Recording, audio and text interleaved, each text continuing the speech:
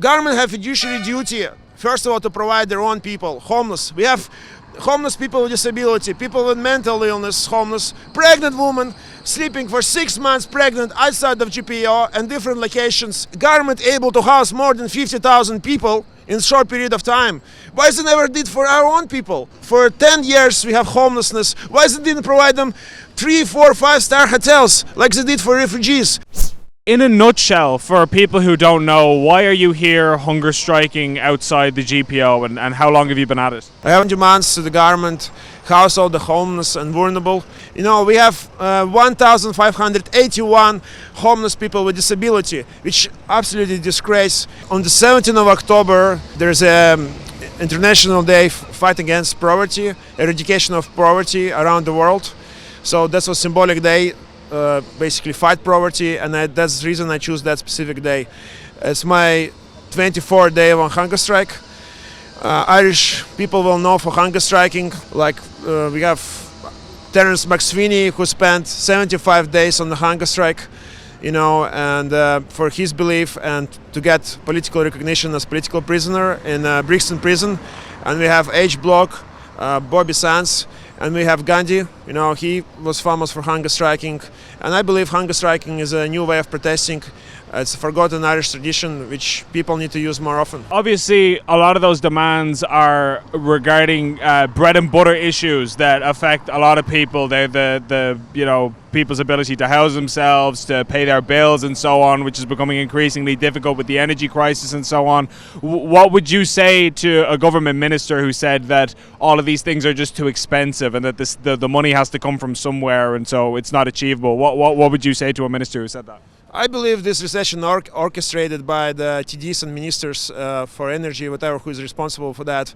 They try to persuade people and try to blame war in Ukraine for all the fuel increase and energy, electricity increase, but it's not true. If you look at the articles, the war in Ukraine started on the 24th of February, and if you look approximately 2-3 months before, the fuel of the prices was increased before that significantly, 70%. Energy started rising as well.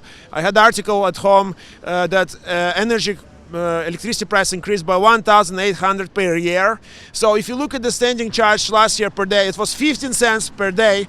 Now we're paying more than 45 cents per day. It's nothing related with energy, it's just charged that electricity company impose themselves to benefit themselves. Obviously, homelessness has been a huge issue in Ireland for at least a decade and possibly longer. Many years people have been talking about this, and now it seems like the government has pulled out all the stops to help people who are fleeing the war in Ukraine. And of course, you'd have sympathy for those people. They're going through a terrible plight. But how do you think it compares, their treatment of refugees, compared to people who have been homeless in Ireland for many years on a waiting list or something?